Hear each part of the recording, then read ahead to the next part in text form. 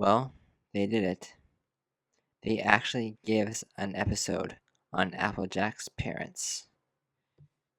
Just roll the intro. My little pony, what is friendship all about? My little pony, friendship is magic. Greetings, my brony Sister friends. Welcome to Crimson Analysis. In this episode, I will be reviewing Season 7, Episode 13, The Perfect Pair.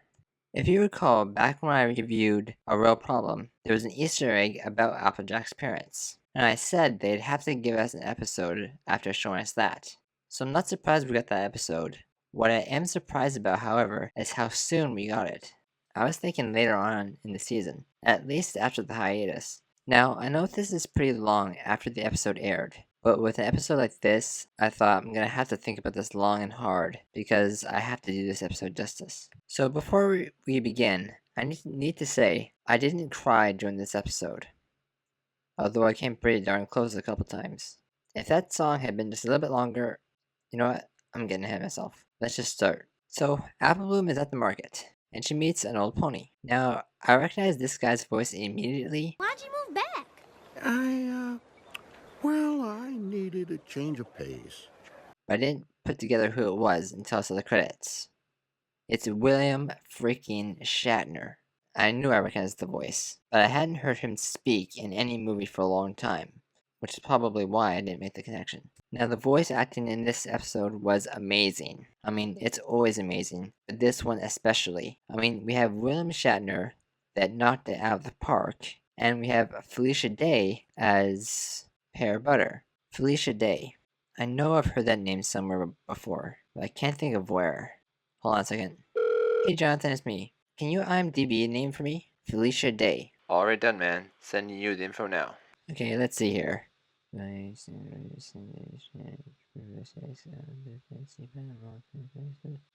that. I saw that episode, but didn't notice her at that point. Wow, she's been in a lot of stuff. No, nothing that I could recognize. I wonder why I recognize the name. Anyway, we're gonna move on. We also have the lovely Tabitha St. Germain doing Granny Smith at 3 different stages of life. Wait a minute, is that Granny? Wow, she was cute when she was young. Come to ask about your dad? Yup. Well, I wondered if you might. Hoped you would. It's nice to talk about him. Okay, I think you all know who this pony is a reference to, so I'm not gonna spend too much time on it. But they really nailed his voice. I like this guy already. I love the way his voice sounds, and just the personality he has. Would it be okay if we stop by again sometime to hear more stories? I'd like that very much. I really hope they do, and I do hope the show shows that when they do it. I'd love to hear more stories. Both Pear Butter and Applejack can play the guitar. I wonder if her mom taught her how to play before she passed away, or if Applejack is self-taught. And now we're given probably the best song of the season, if not the series.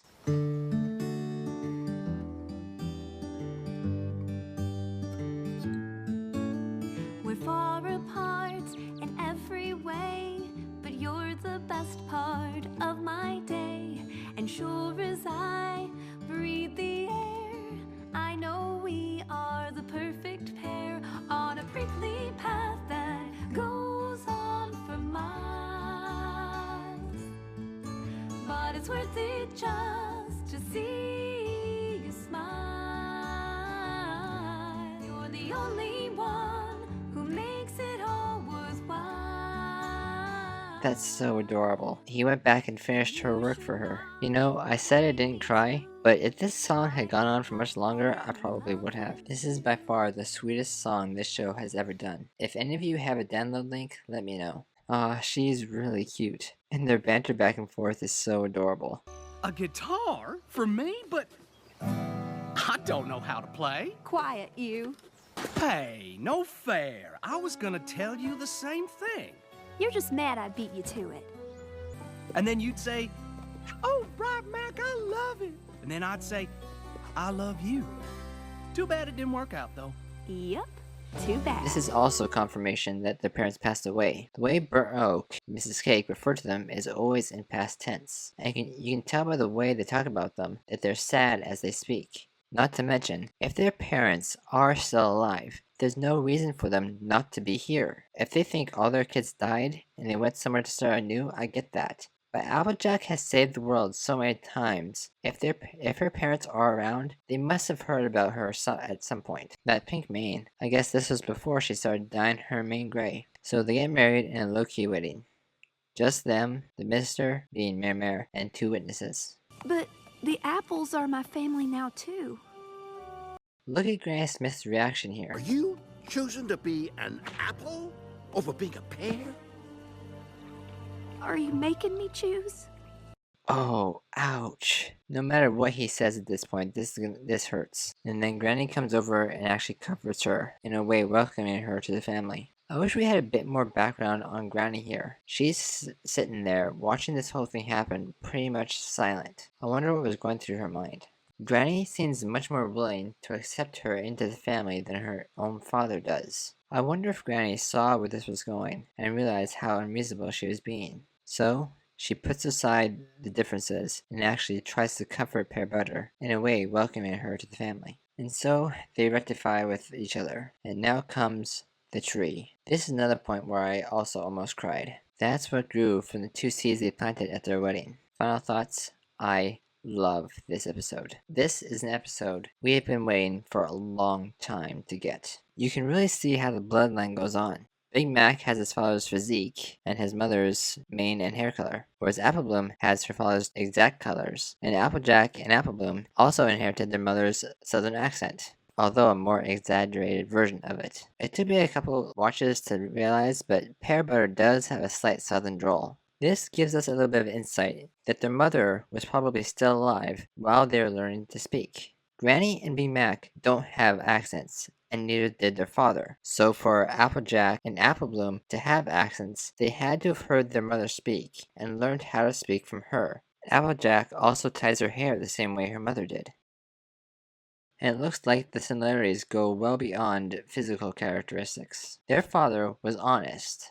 Applejack got her father's honesty and his fashion sense with the hat. And their mother see people's talents, just like Applebloom can. In the same way, their mother was also simple. She didn't like to make big scenes, just like Big Mac. The writers really went all out, trying to show how similar these ponies are to their parents. The only gripe I have with this episode is we weren't told how they died. I mean, we know they passed away, that's been confirmed. These 2 scenes pretty much confirmed that.